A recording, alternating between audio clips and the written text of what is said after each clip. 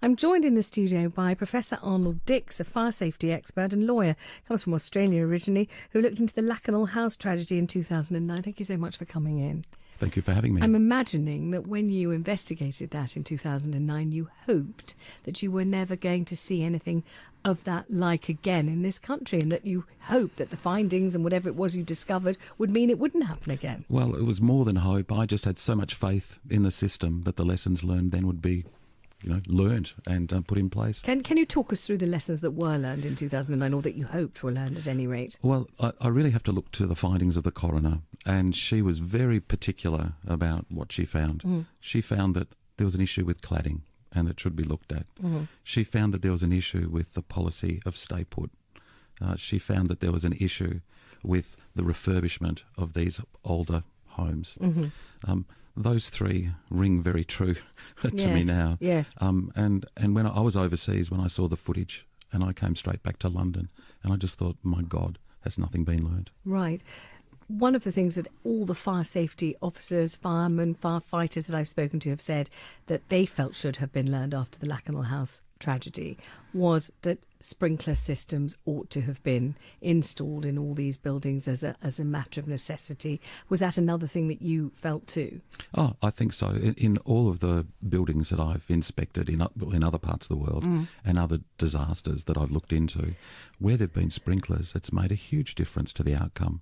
There have been many other buildings go up in flames on the outside, but with sprinklers, there's been no one killed. Right, so you're in this position where you investigated in 2009. You say you flew straight back to this country when you saw the Grenfell Tower ablaze. It's now become obviously one of the most well-known landmarks in the world. I mean, nobody in any country in the world wouldn't know what they're looking at there. Now you're here. What are you trying to do? What can you do? What is the purpose of your being here? Well, the purpose of me being here, and you're probably aware, I'm here voluntarily. Yes. The purpose is to help the United Kingdom not lose its direction this time, because the lessons are learned, or they were learned with Lakanal. There'll be other things learned here, but basically they were learned. The politics in the country are toxic, and so very easily the issue can become politicised. But the fact of the matter is the engineering behind this is very straightforward. And the system's already investigated something like this before, and it can't happen again. And so I've been here talking to anybody who listened to me saying this isn't about the cladding. Yes, the cladding is an important part of it, but it's something more, in my view, something more sinister, because how can the system have failed the citizens of the United Kingdom so badly? And the decision that I've heard this morning to actually set up a group of experts and let them be experts, and please don't let them be the same civil servants who've managed to push this issue away. I welcome that. But when you say something sinister, something that hasn't been revealed, something that's kind of bubbling beneath, and you say it's not just as simple as they didn't realise that the cladding was flammable, or it's not just as simple as they forgot to put in sprinkler systems. And are you also saying it's not as simple as they didn't fancy paying for it? Because that's another massive element, isn't it? Yeah, I don't think it's about the money. I've gone and inspected buildings again since I've flown in for residents who've asked me to come and have a look. I can see a lot of money's been spent. So whether it's Conservative or Labor, and I don't understand your politics, it's a complete mystery to me, but whoever's in power... No, I don't think anyone does, even the practitioners at the moment. No one understands it. So don't ask me to explain it to you, please don't. Every day it's even more and more mysterious. Yeah. So what are you implying? What are you saying, Professor, that you think has happened? I think the United Kingdom lost its way. It's got... The engineering is well known. It's not even very hard. It's just a matter of spending your money intelligently, and it's a matter of checking that you've got what you paid for. And in the buildings that I've inspected, and I've inspected many now, the money's been spent. It's just it hasn't been spent in a way that ends up making the buildings safe. All right, what's it been spent on then? If it hasn't been spent on safety, what has it been spent on? Well, it's been spent on safety systems that have been done badly. So, for example, when I go into the actual homes of the people who are living there, and my view is these are villages, these towers with 120 occupancies inside, they're equivalent to a little village in the countryside.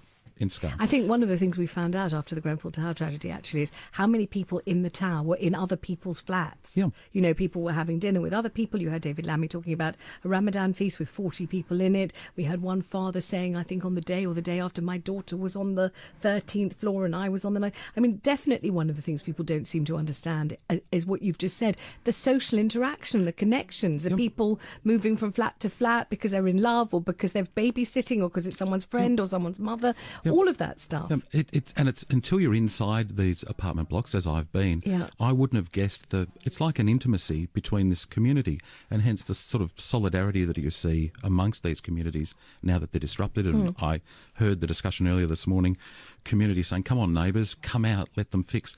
I'd expect to see that in a village, and here it is inside these flats. So what I see is fire safety works which have been done, so taxpayers have paid for it, but they're done badly. Inspections have been done, but why does it take me as a foreigner to fly in and have a look and say, who inspected this? How can you pass this? But are you implying that people have been paid off, or that contracts have been given to people who have done shoddy work and people have purposely overlooked it? Or are you implying that nobody realised what it was they were looking for and so they would pass it in good faith, but actually they were inadequate to judge? Or what are you thinking has gone on? Well, I think it's laziness. So people just don't bother going and checking properly. I think it's stupidity. Right. And I know it's a strong word to say stupidity. I don't think that the sort of intelligence that's needed to spend the taxpayers' money in these buildings has been used. So what you have is say the cladding, it doesn't take much more money or any at all to have the better cladding. So where was the intelligence in the decision making? And that's why... So are you saying that the people making these very important life-saving or life-losing decisions were incompetent? They weren't sufficiently well-versed in whatever it was they should have been... And the experts they would have consulted were also incompetent? Generally, yes.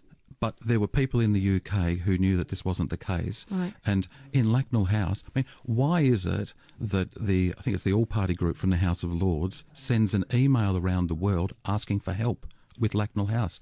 That's what I responded to, for free, just because I could see it was so serious. So to me, that shows something really wrong inside the decision-making engineering within that what was probably considered a lowly task of worrying about tower blocks and fire safety. And it shouldn't be that way because the engineering's simple and the experts are available. And I notice they're all falling out of the sky now saying, yes, we know what the problem was. You know, we're all very clever now. Where were they when Lacknell happened? When you say the UK's lost its way, do you mean that the priority... the list of priorities had been completely muddled? Yeah. Because you would think, you're building a tower block for people to live in, you're maintaining this tower block, it's under council ownership. What is the most important thing? The absolute top priority. Safety. The most important thing is not whether it looks pretty, is it? No. Is it safe? Is anyone going to be hurt in this? Are there going to be lives lost? How can that not be at the top of the list? I completely agree. So for me, as I say, I see these buildings as villages. And the number one priority for all of us, no matter where you're from, no matter how you got here, it's your home, to be safe in your home. And that got lost. And that's why I came back. Okay, I mean, I've got to go to the travel, unfortunately, but are you being unduly delicate in not saying, it got lost because of what? You're not saying why or how or anything like that. I think the civil service built empires based on decisions that they made years ago about things like no sprinklers. I think that somewhere inside the civil service they made decisions about not auditing the works that are done in the tower blocks when they should have audited them, and as a result all these people have died, and it's just a disgrace. And the civil service, if I was the Prime Minister of this country or a former Prime Minister with those civil servants, I'd be marching them right out the door, because experts here in the UK for years have been complaining, not just internally, but overseas to people like myself. I investigate disasters. Why should I have to come here to make this call? It's just a disgrace. And if I was the Prime Minister, I'd have them lined up in my office now and be packing their bags.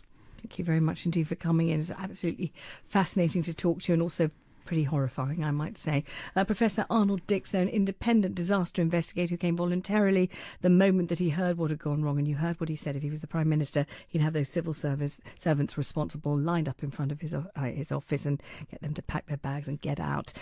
Your response to that, 0207 224 2000. We'll be straight back with you after the travel news.